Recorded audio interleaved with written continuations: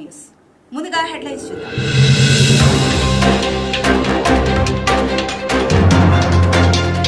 పై దాడుల నివారణకి ప్రత్యేక చట్టం తేవాలి. ఏపీయూడబ్ల్యూజే రాష్ట్ర ప్రధాన కార్యదర్శి చందు జనార్దన్ డిమాండ్. రాప్తాడులో ఫోటో జర్నలిస్టుపై దాడికి నిరసనగా ప్రెస్ క్లబ్ వద్ద నిరసన, ధర్నా చౌక్ వరకు ర్యాలీ. నిందితులపై చర్యలకి డిమాండ్.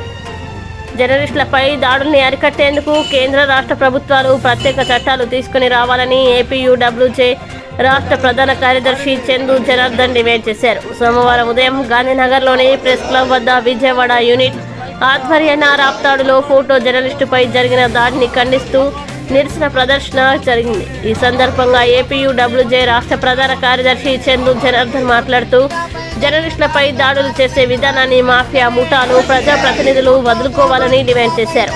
అలా కాని పక్షంలో రాష్ట్ర వ్యాప్తంగా ఆందోళనలు ఉధృతం చేస్తామని హెచ్చరించారు.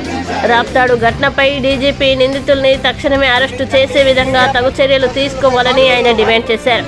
యూనియన్ సీనియర్ నాయకులు ఎస్కే బాబు మాట్లాడుతూ ఛత్తీస్గఢ్ ప్రభుత్వం తెచ్చిన విధంగా జర్నలిస్టులపై దాడుల నివారణకి ఒక ప్రత్యేక చట్టాన్ని తీసుకుని రావాలని డిమాండ్ చేశారు.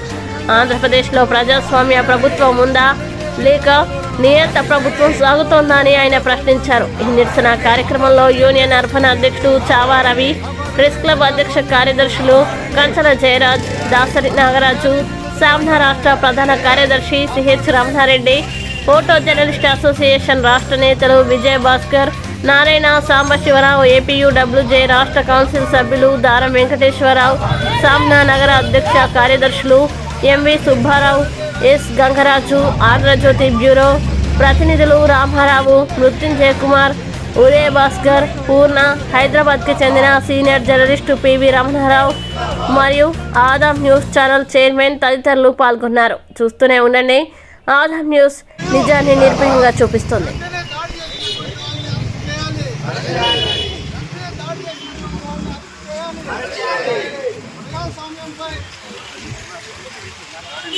కల్పించాలి.